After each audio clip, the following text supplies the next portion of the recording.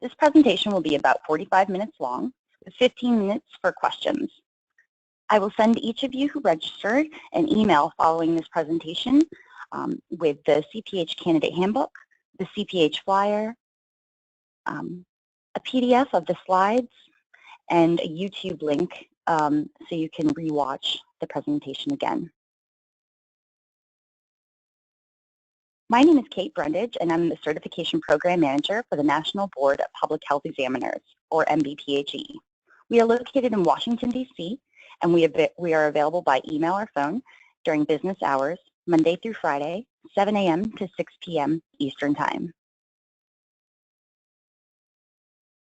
Today we'll be discussing the following topics: the NBPHE and the CPH Credential, the history, the Board of Directors, statistics and growth, the Institute for Credentialing Excellency, and NCCA accreditation, why the CPH, benefits and testimonials, how employers view the CPH, our pilot program and findings, why this is important to me, and ASPPH public health jobs.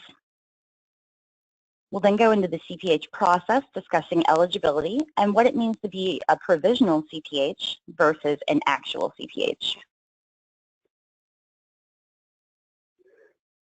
We'll then go into exam content, computer-based exams versus paper-based exams, how the CPH exam is scored, who will see my scores, registering for the exam, rescheduling and retaking the exam, CPH study resources, exam fees and discounts, and finally we'll go over CPH recertification. The NBPHE and the CPH Credential. So the CPH is not just an exam, it's a credential, which means it has a governing board of directors, it has eligibility requirements, an entrance exam, a recertification process every 2 years, and a code of ethics which all CPH professionals must adhere to. The CPH exam acts as a standard benchmark to measure an individual's grasp of contemporary public health topics. The recertification process elevates public health professionals to be on par with other health professions, maintenance of their licenses, certifications, or credentials. The CPH Code of Ethics, which all CPH professionals must agree to adhere and uphold, assures that the essential services are delivered based on evidence and equity. The NBPHE history. So the Association of Schools and Programs of Public Health is the membership association for schools and programs of public health. APHA, the American Public Health Association, is the membership association for the public health individual. So in 1980, the U.S. Surgeon General Office came out with a call to the field to establish task forces for the creation of credentialing public health workers. In 1999, Dr. Mohammed Akhtar, the Executive Director of APHA, and Dr. Al Summer, Dean of Johns Hopkins Bloomberg School of Public Health and Chair of the Board of ASPPH, decided to jointly form the APHA-ASPPH Task Force on Public Health Workforce Credentialing. The ASPPH Executive Committee approved developing an independent board of public health to issue examinations and provide those that pass the exam with a public health credential. The NBPHE was created in 2005, and the first certification exam was administered both in the U.S. and international locations in August of 2008. The NBPHE awarded its inaugural CPH credential to over 500 qualifying professionals. So the NBPHE Board of Directors is comprised of 6 executive committee members, 13 Board of Directors members at large, 2 honorary staff members, 2 honorary members and 2 staff members. The following logos are some of the organizations that employ NBPHE board members. These member organizations support the efforts of the NBPHE in the credentialing of public health professionals. They do this by spreading the word of the growing credential and by providing meaningful continuing educational opportunities for the community of public health professionals. Some of the organizations you'll see here are APHA, the American Public Health Association, the Association of Prevention, Teaching, and Research, Association of Schools and Programs of Public Health, Association of State and Territorial Health Officials, and the National Association of City and County and City Health Professionals. You'll also see that the Council on Education for Public Health is listed, and CEPH is how the acronym is pronounced. And students and alumni of CEPH accredited schools and programs of public health are eligible for the CPH examination. They are the accrediting body that accredits schools and programs of public health. Since 2008, the MBPHE has credentialed over 5,600 CPH professionals. We have about 500 CPH professionals, CPH provisional CPHs at any given time. We have 2,000 applicants in the pipeline at any given time. We have 10 schools and programs that require the CPH. We have 13 schools and programs who offer a discount for the CPH. And we have 6 organizations that strongly encourage their membership or their personnel to sit for the CPH examination, and they offer a discount and free study materials.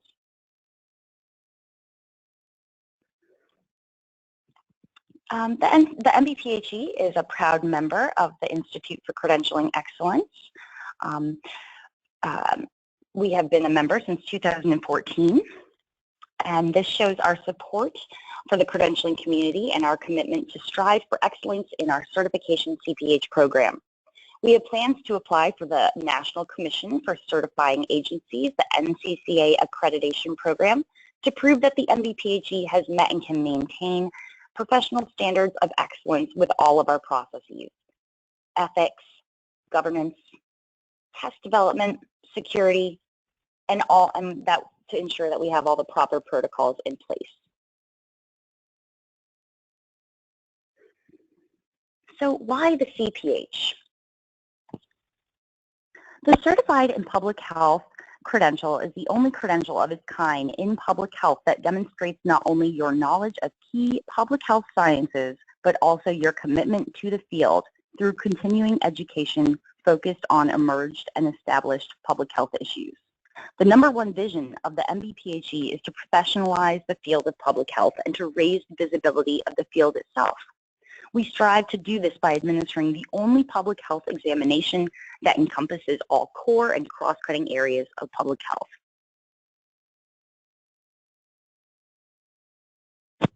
We want to create an elite community of certified graduates, working professionals, faculty, leaders, and pioneers in public health.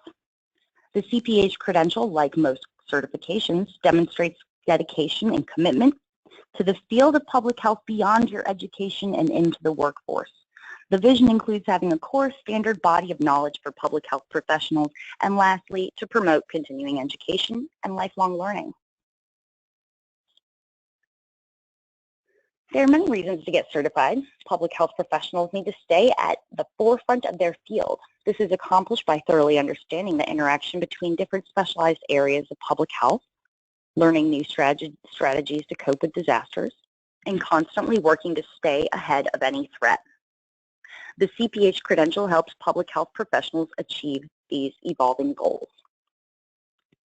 The CPH credential increases professionalism, builds your career, provides evidence of mastery of core skills and knowledge in public health. There's potential salary increases and promotions that go along with earning the credential. Along with the CPH tells employers and anyone in the field that you that you serve and protect, that you have met and maintain a national professional standard. Evidence of mastery in core skills and knowledge. This is Tanya Smith. She is a CPH. She's from the United States Public Health Service, and she was a member of our pilot cohort. I'm going to read a few testimonials here before we get into eligibility and explain why the CPH is critical in the next step in your career. So Tanya says that though I don't hold an MPH, I bring many years of invaluable real-world public health experience to the table. I reviewed the ASPPH CPH study guide as well as the other study resources. 3 months later, I successfully passed the first exam to be offered to candidates based solely on prior work experience. It has been one of my proudest professional accomplishments. The chance for salary increases and promotions. This is Laura Ricardo, Lieutenant Colonel of the Army Nurse Corps and the United States Army. She says that once I received my passing notice of the CPH exam, I received an $80,000 incentive bonus offered at that time in 4 increments and have continued to proudly serve my commission. Prove that you have met and can maintain the national standard in public health. Here we have Patrick Harper, another United States Public Health Service member, and he says that my CPH affirms that I possess the means to positively change lives, and it motivates me to remain dedicated to doing just that. I accept this challenge proudly in honor of my fellow CPH certified colleagues, my branch of service, and most importantly, the nation whose health I have sworn to protect, promote, and advance. A question we hear a lot is, I have my MPH, so why do I need my CPH? So I just wanted to pause briefly to speak to that a bit. So currently the MBPHE has 10 CEPH accredited schools and programs of public health that are now requiring that you pass the CPH exam to graduate with your MPH. So students and alumni will not earn their MPH without achieving CPH certification first for these 10 schools and programs. This tells us that the CPH exam tests knowledge and competency that a graduate level student or alumni should know to graduate with an MPH and to work in public health. So the CPH should be your next stop after earning the MPH in achieving a leadership role in public health. Because we have 10 schools and programs that are currently requiring the CPH to earn your MPH, we see that this trend may continue, and eventually all CEP accredited schools and programs of public health might require you to earn the CPH during the culminating experience to earn your MPH. So it's important to recognize that the MPH and the CPH go hand in hand. Also, employers are using the CPH as a hiring tool. Distinguish yourself from thousands of resumes that simply say MPH by adding the CPH. The CPH says you are willing to take time out of your busy schedule to do the following: to take the next step in your career, to show that you're dedicated and serious about the field of public health, outshine your competitors in the profession, prove that you have mastered all core and cross-cutting areas of key contemporary public health sciences, go above and beyond your education, prepare for and sit for a voluntary examination, probably on your weekend off, and maintain the CPH credential with continuing education.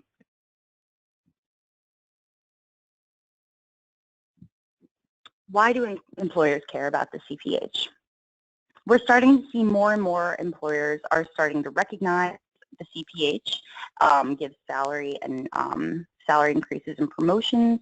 We're starting to see that employers are putting a preference or a requirement for the CPH in their job postings online. So I pulled this quote. As a public health administrator in both local and state health departments, I was often responsible for the hiring decisions. I found a great deal of variability in the form and content of graduate degrees in public health. The CPH is a credential recognizable by employers, providing assurance that an applicant possesses a solid knowledge base in core public health content areas routinely used in practice in health departments. What do these organizations have in common? Besides being public health organizations, they want all their employees to earn the CPH. We're starting to see more organizations come to us and ask to have their membership certified or to have their entire department, in some cases, certified. So I want to pause briefly here to talk about our pilot program and how it affects you. In the summer of 2015, the MBPHE opened a trial period pilot program.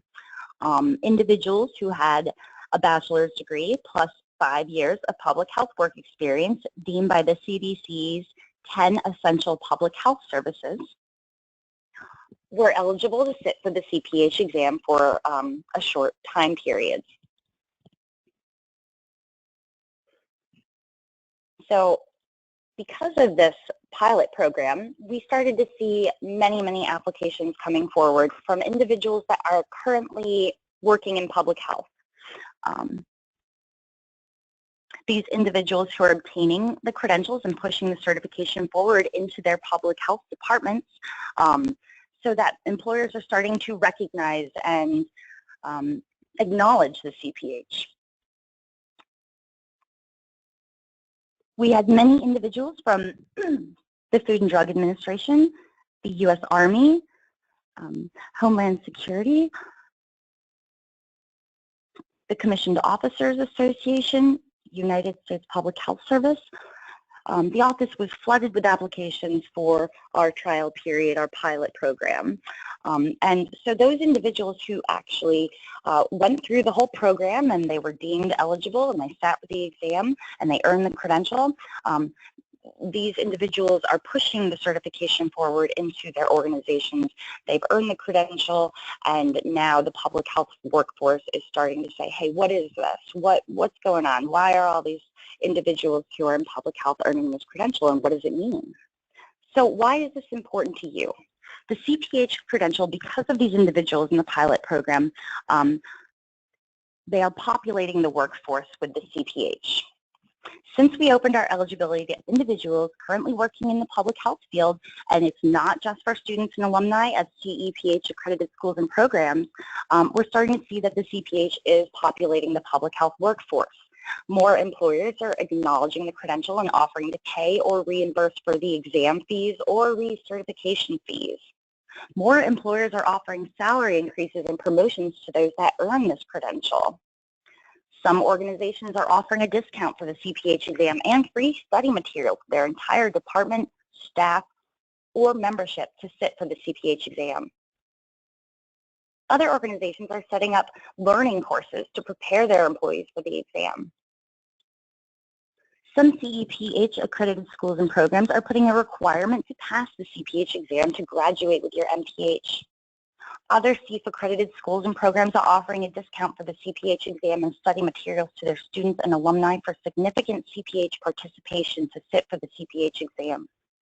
And again, we are also seeing a trend of employers putting a preference or a requirement for the CPH in their job postings online. So just to briefly touch upon this again, this is important to students because some students are required to earn the CPH to graduate with their MPH. When you graduate and enter the public health workforce, you're going to see peers and or competitors who have the MPH and the CPH behind their name because of these schools and programs requiring. So don't get left behind. Whether your program or school extends a discount or requires the CPH exam for graduation, you should sit for the CPH exam while you're still in school. You are at a disadvantage against your MPH, CPH peers if you do not. Alumni. Whether you're already working or you're searching for a job, you're going to see the CPH credential, and you will be at a disadvantage if you do not achieve it. Students coming up from underneath you and are sitting for the CPH and earning the credential. Professional colleagues who are already in the workforce are proudly boasting about passing the exam and framing their certificate. So don't get left behind. Working professionals. Because of the working professionals in the field, the CPH is being driven forward. And the field of public health is, the visibility is being raised, and the visibility of the credential is being raised as well as CPH recertification is increasing. I wanted to stop here for a moment to touch briefly on public health jobs. While we're talking about finding a position in public health, we have a website called publichealthjobs.org. And this website is geared only for public health positions. The URL is www.publichealthjobs.org, and this is an ASCPH website. You can go and create a profile and search for positions, and you will also be able to search for positions that require or prefer the CPH credential. Here's some data from public health jobs that we pulled together. Out of everyone currently, these are some of the organizations that are offering, that are putting a preference or requirement for the CPH within their job postings. Okay, that takes us to the CPH process. I'm going to go into eligibility and then see if there are any questions before we start exam content and study materials. So the CPH process begins with eligibility. You need to determine whether you are eligible under our 3 pathways for eligibility criteria. Next, you would prepare for, schedule, and sit for the CPH exam. And lastly, we'll discuss recertification and continuing education. So, the CPH process. CEPH students and alumni are eligible to sit for the CPH exam. Now, that's graduate students and graduate alumni. We also have another category of public health work experience. Those individuals that are currently have a minimum of 5 years of public health work experience plus a bachelor's degree in any concentration. The CPH exam is 200 questions with 12 domains, and after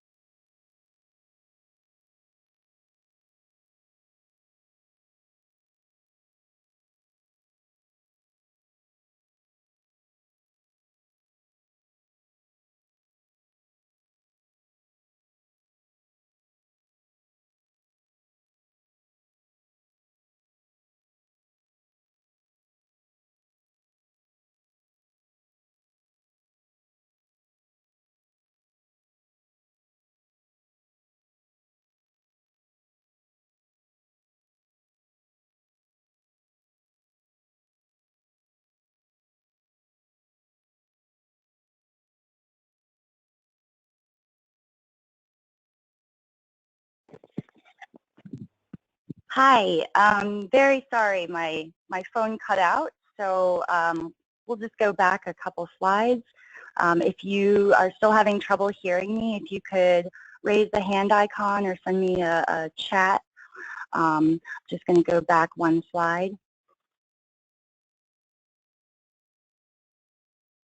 Okay, looks like people can hear me now, so we'll go back a slide. Sorry about that. So exam eligibility, we are talking about who is eligible for the CPH exam. So let Let me just double check that everyone can hear me one more time. Okay. Okay, so all graduates of CEPH accredited schools and programs of public health are eligible to sit for the CPH exam.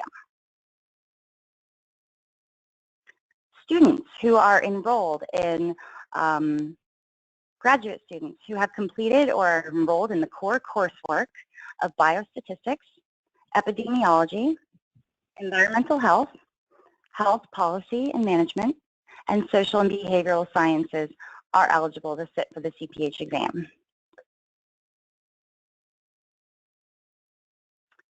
Here is our new eligibility category. It is our public health work experience. So individuals who have a minimum of 5 years of public health work experience and a bachelor's degree in any concentration may be eligible to sit for the CPH examination.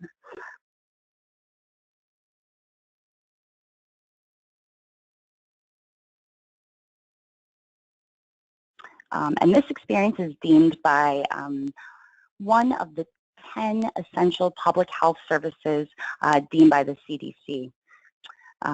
I'm seeing some questions come in here, so I'm just going to stop for a moment and take a look. Okay. Looks like everybody can hear me now. Okay. So that being said, we mentioned that graduate students and graduate alumni of CEPH accredited schools and programs of public health are eligible to sit for the CPH examination. Now there is a difference between when a student sits for the examination and when an alumni sits for the examination. So provisionally certified versus active CPH. Alumni and individuals qualifying with work experience, when they pass the examination, they are automatically certified as an active CPH professional. We will send you your username and password to the CPH Recertification Portal by email, where you will be able to log into your portal and you can begin to accumulate CE credits or continuing education credits and track them in your portal. You'll receive the CPH virtual certificate. It's a unique URL that you can send to employers and upload to your LinkedIn and your email signature that employers or friends or peers can click on that URL and see that you are an active CPH professional with your virtual certificate. You will also be placed on the you will also be able to place the CPH behind your name on your business cards and on your social media platforms. You'll be placed on the search for a CPH registry, where employers can verify your active CPH status.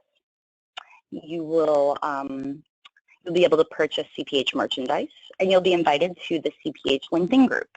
You'll receive CPH quarterly newsletters and e-blasts to let you know about upcoming public health events and continuing education activities that are occurring in your area.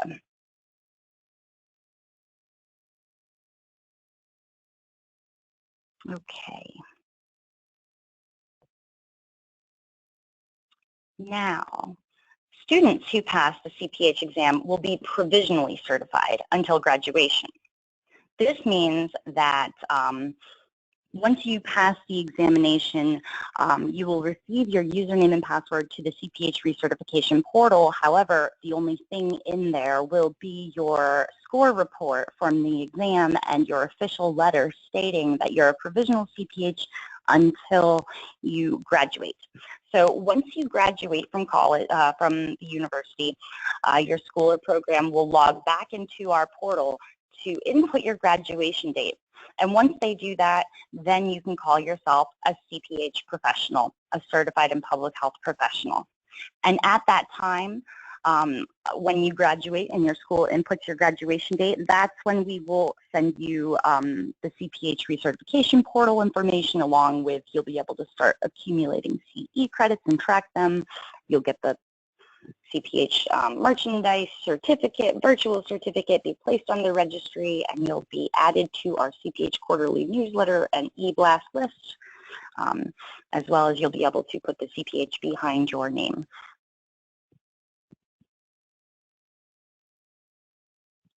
Okay, I want to pause real quick before we talk about the exam content to see if anyone has any questions on eligibility.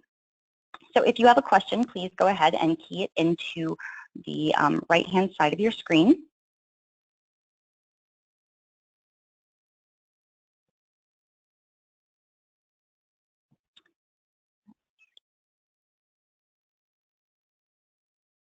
Okay.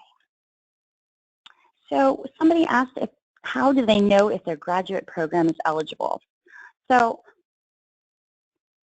CEPH accredited schools and programs are graduate students and alumni are eligible to sit for the exam. So you want to go to www.ceph.org and look up your program or school to see if it's CEPH accredited. If it is, and you meet the eligibility criteria, as in you have graduated from that school or program of public health, or you are currently enrolled in the core courses, or have completed yet haven't graduated yet, then you can go ahead and apply to sit for the CPH exam. So you can go to our website and go to exam eligibility, where you'll see CEPH's a URL to their website where you can go and key in your school's name to see if they're accredited. If you are having trouble, you can always email me and I'd be happy to look them up for you.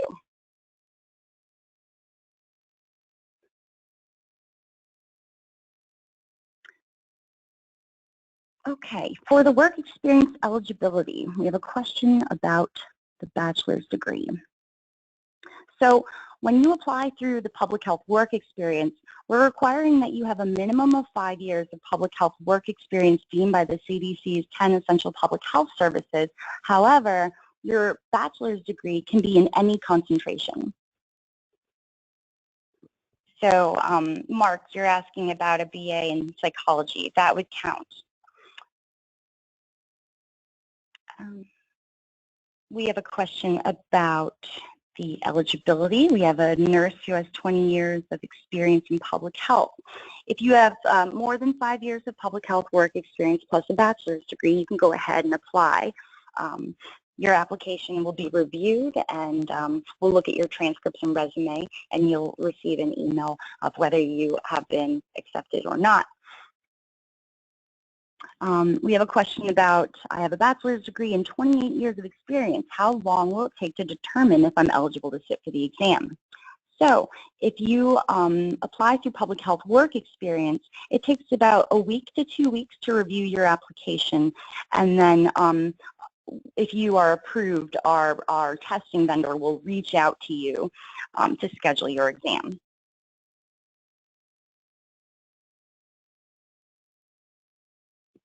There's a question about who decides what counts as public health work experience. So you'll see in the application that we explain the scope of what we're looking for within public health. You want to be able to say that your public health experience relates to one of the 10 CDC essential public health services. And our board of directors will review the applications.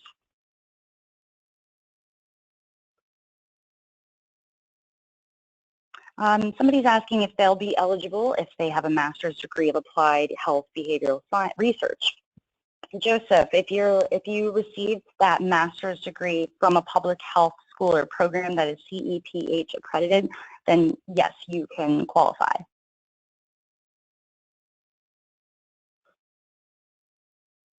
At this time, we don't have any reciprocity with any other credentials.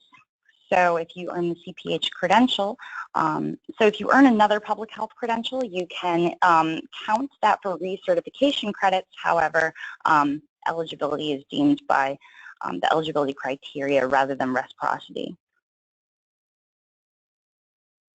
Okay, there's a lot of questions here about specific education. So what I'm going to do is hold those to the end, and we will answer those at the end if there's time. If not, you can always email me.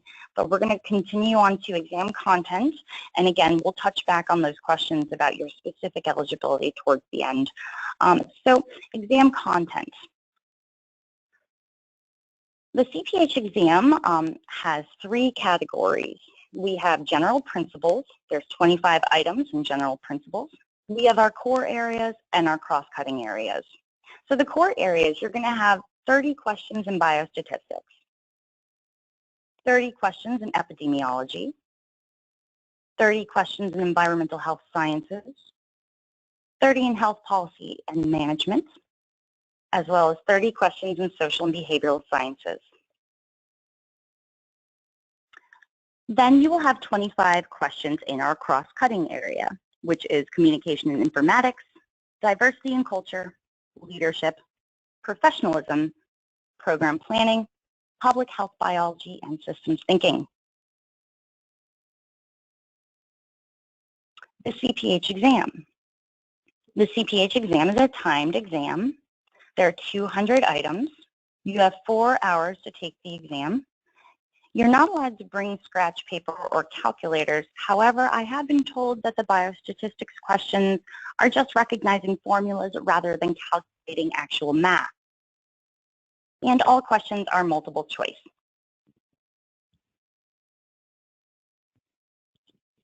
Exam options. We offer the exam 2 ways. We have computer-based and we have paper-based. The computer-based exam is offered during the entire month of February, the entire month of June, and the entire month of October. You can take the exam Monday through Sunday, actually, depending on if the testing center is open. We have about 200 plus testing centers, and I believe we're adding some more. So there should be a testing facility near your home. So what you would do is if you decide that you want to take it by computer-based, you would go to our website, key in your zip code, and find the closest testing facility next to you.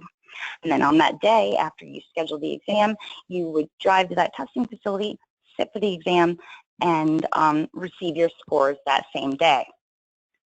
We also offer a paper-based exam. This is more for those large schools and programs or large organizational groups that want to get their whole department certified or get their entire student body certified.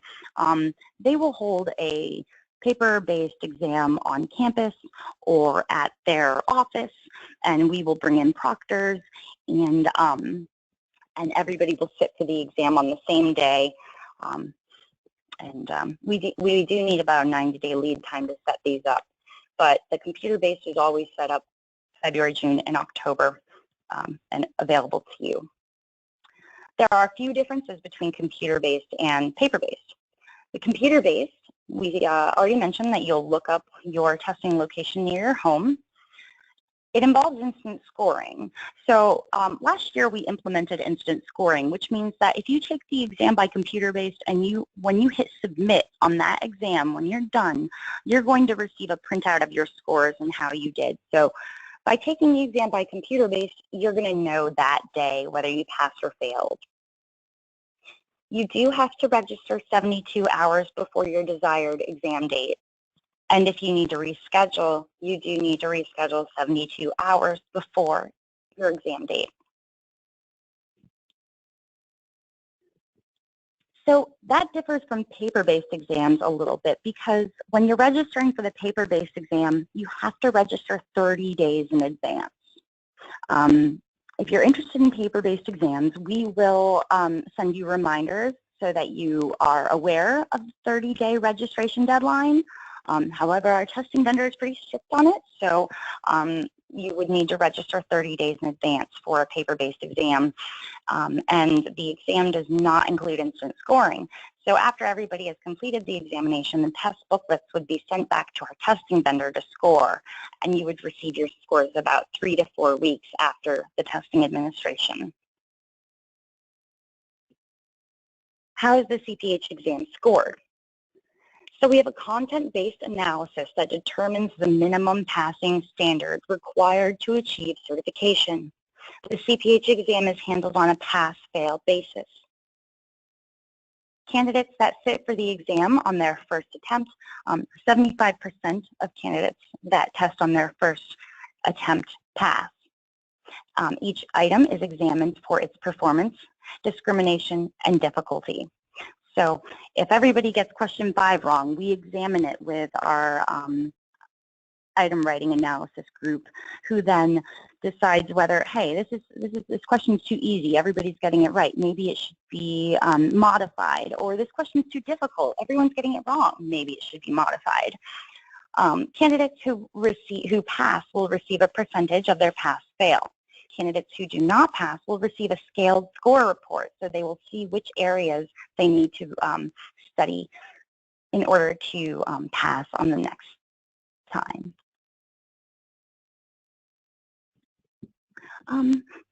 We lost a little bit of time when I went mute there for a minute, so I'm going to quickly go over this, but if you want more in-depth information about test development, please email us. The CPH exams are created using multiple choice test items drawn from a CPH item bank.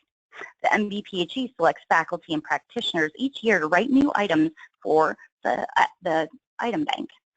Item writers are trained on writing items for standardized exams and are given specific assignments based on deficits in the item bank and their particular area of expertise. New item writers are assigned to help other item writers, to mentor other item writers. And everybody is given homework assignments to write in their certain domain area. Then there's an item review committee that reviews all of the questions and all of the changes and revisions, as well as a form review committee that makes sure that everything is put together and the form is complete as a whole. And finally, we'll have a post-test item analysis, and then the passing score is set. Again, if you want more information on how the test is developed, please email info@mbphe.org. Who will see my scores? Students and alumni candidates. The schools and programs will receive a scaled scores by content area for each candidate. Comparison of performance of all candidate results compared with school candidates by content area. So students and alumni, your scores, whether you pass or fail, will be sent to your school or program of public health. Public health work experience candidates, your CPH scores will be provided to MBPHE through a secure portal uploaded by our testing vendor, PSI A&P, and the CPH scores will be sent by USPS mail, or they will live in your CPH Recertification Portal, and only you will have access to your scores in the CPH Recertification Portal. That takes us to registering for the exam. This is the MBPHE website. You'll see on the left-hand side there's Get Certified. When you hover over Get Certified, there's many drop-downs with the exam content, the exam timeline, study materials, but the last drop-down says Register Now. And when you click on Register Now, it'll take you to our registration page. You will see, this is a little bit of an older presentation. So this page has been updated, but however, you will notice that there will be a bucket on the left for student and alumni and a bucket on the right for new public health work experience. So students and alumni, you register differently than public health work experience candidates.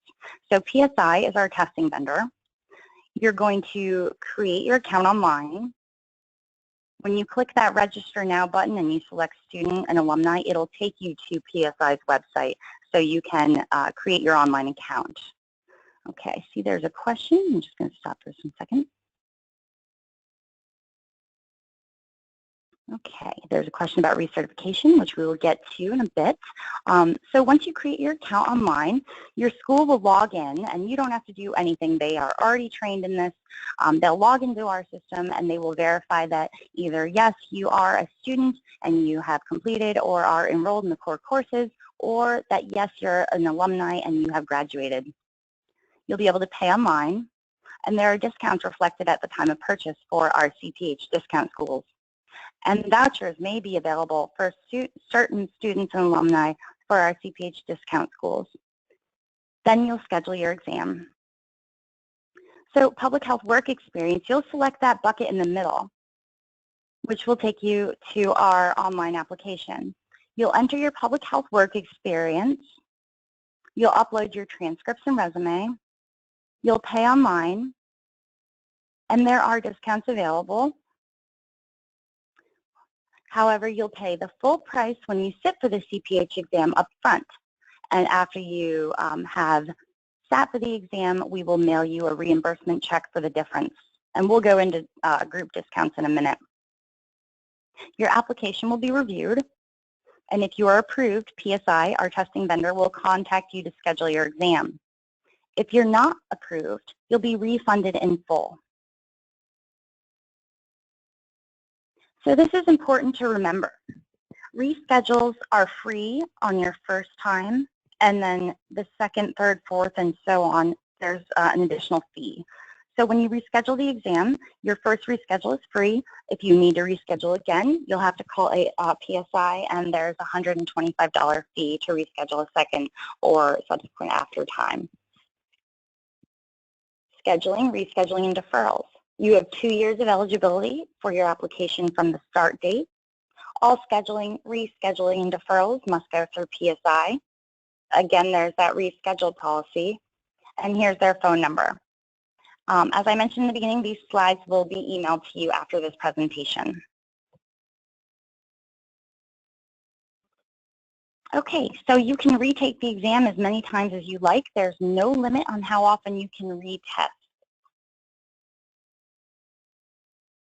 CPH study resources. So we have many study resources. All of them are free to you online, with exception of the ASPPH CPH study guide. So we have a content outline.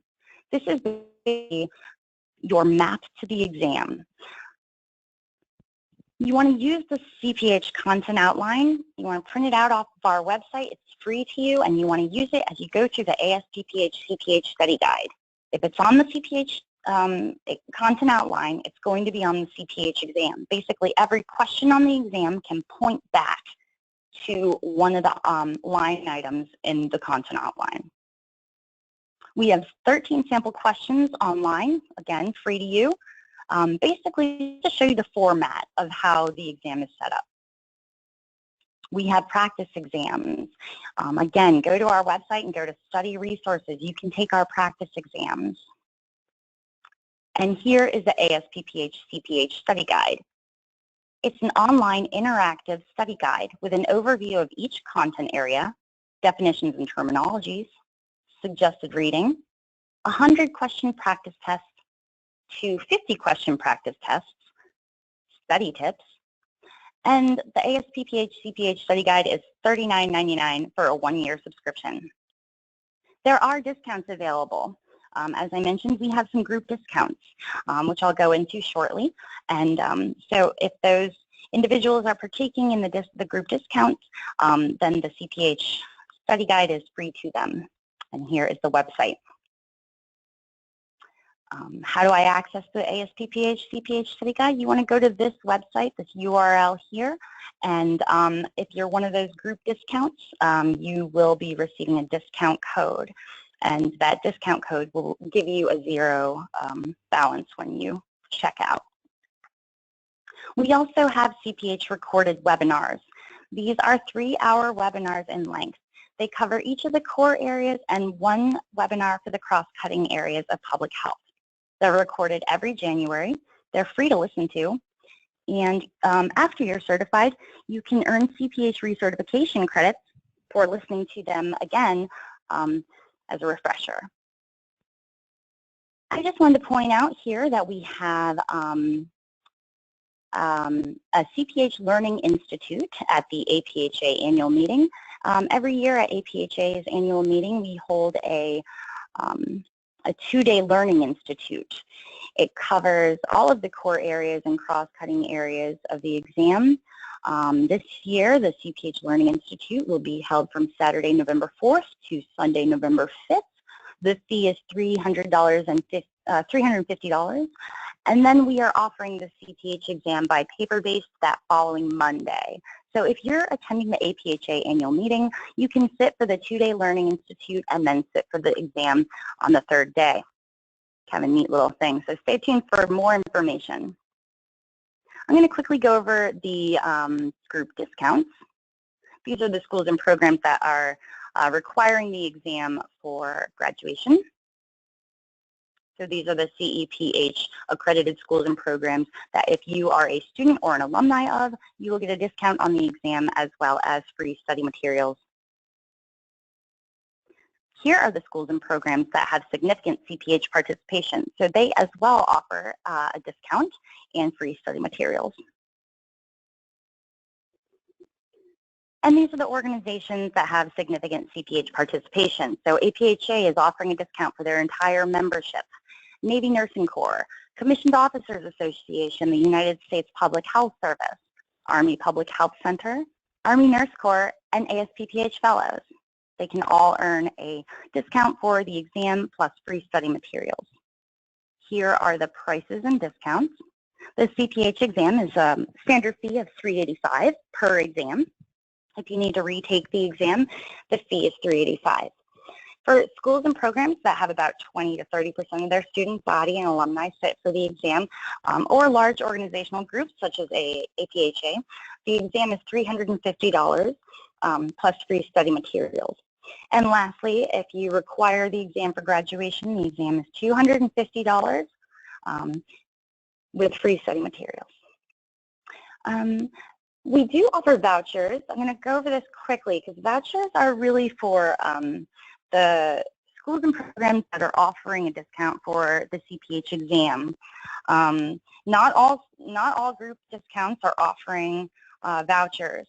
So if you see online under our CPH group discount page that your school is listed and next to it lists that student vouchers are available, please contact your school or MBPHE to receive a voucher code.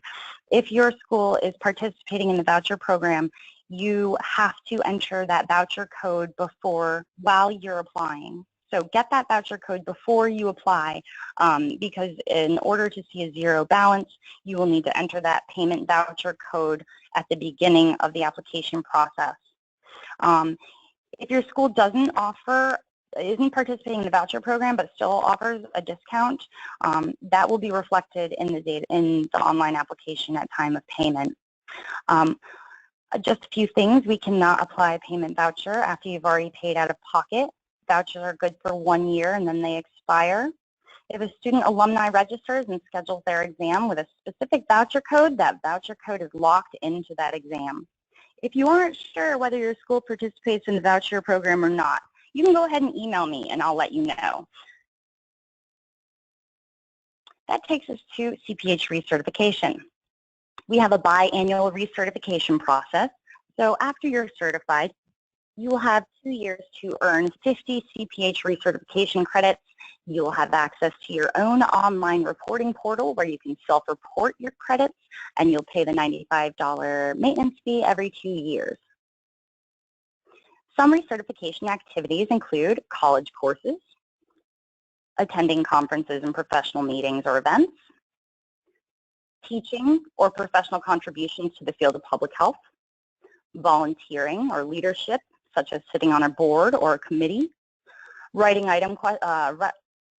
questions for the CPH exam or the study guide, FAB or CEPH accreditation site visitors, medical residencies, dissertations, podcasts, webinars, online trainings, modules, pretty much anything that is outside of your employment, meaning it's continuing education, so it's outside of your professional role, will count for recertification as long as it's related to one of the domain areas of public health. So this is our recertification portal where you'll be able to see your score report. You'll be able to track activities for recertification. You'll be able to ask for an extension, see your recertification history, as well as update your contact information and find approved events for recertification. We do have in the portal, we have an area for finding credits and providers. The MBPHE approves certain organizations, public health organizations, to offer continuing education courses for recertification. So if you're interested in looking for approved activities, those will live in the portal and you can see if there's any in your area. However, if you attend an event that is not pre-approved by MBPHE, you can still count credit for it for recertification as long as it relates to one of the domain areas of public health. We've offered digital badging. You will see that there are badges. They're visual representations of a skill or achievement. And as you input your credits, if you are going above and beyond, you'll earn digital badges for your activities. You'll see there Superstar Attendee, Coursework Champ, Grants Master. There's a lot of different types of badges that you can earn for CPH recertification. We are implementing virtual CPH certificates. This should be coming around the summer. And these virtual certificates, when you pass the exam, you'll get a unique URL that belongs to you. And that URL will take you to your certificate. It'll look like this. There's also a mobile version. And what's cool about virtual certificates is that they can attach to your LinkedIn or your email signature. You can put them in your resume. You can, it's easy for employers to really just go click on a link and see that you're certified and verify that you're an active CPH. We also have the hard copy embossed certificate available to you. And here is our search for a CPH registry. Employers can go to our search for a CPH registry and key in your last name. And there they will see your name, your MBPHE number, and your status, whether you're active, expired. They'll also be able to see your digital badges here, as well as print your certificate cover letter. We have CPH merchandise from Cafe Press. You can get a bag or a hoodie or a book or a mug from Cafe Press that says that you're a CPH professional. We're also on social media, so stay connected. We have a Facebook page that's open to everybody, and we have a LinkedIn group that is closed only to CPH professionals. We post a lot about recertification activities that are upcoming, so you are aware of recertification activities in your area or any kind of MBPHE announcements regarding the exam or any changes to the program. The next computer-based exam is June 1st through the 30th. And I see that we have 3 minutes to 10, but there are several questions, so I will go ahead and begin answering questions. If you have to jump off this call, don't worry. We're going to send you the YouTube link to this recording, as well as you can email me with any questions that you have. Okay, let's see what kind of questions we have.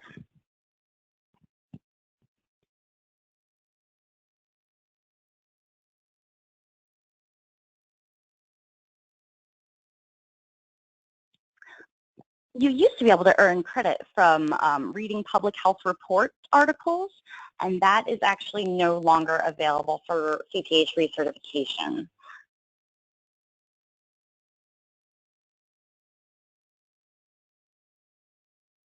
Amanda, just to let you know, the hybrid eligibility has been eliminated, so we no longer have the hybrid eligibility. That's why it was taken out of the presentation. Okay, we have a question about the difference between the CHES and the CPH. So the CPH is the overarching, all-encompassing credential in public health. If you're looking to be a teacher or if you're looking to be faculty in public health, you would want to get the CHES. That's a teacher-specific public health credential. But the CPH is all-encompassing. So if you want to work in epidemiology or be a biostatistician or work in social and behavioral sciences, you can with the CPH. I believe with the CHES, you're limited to the teaching profession. If you're an MPH student, plus you have 5 years of public health work experience, it's up to you how you want to apply. You can either apply as an alumni or student, a graduate student of a CPH accredited school or program of public health, or you can apply through our public health work experience. It's up to you. So after you pass the CPH exam, you have 2 years to to recertify with continuing education credits.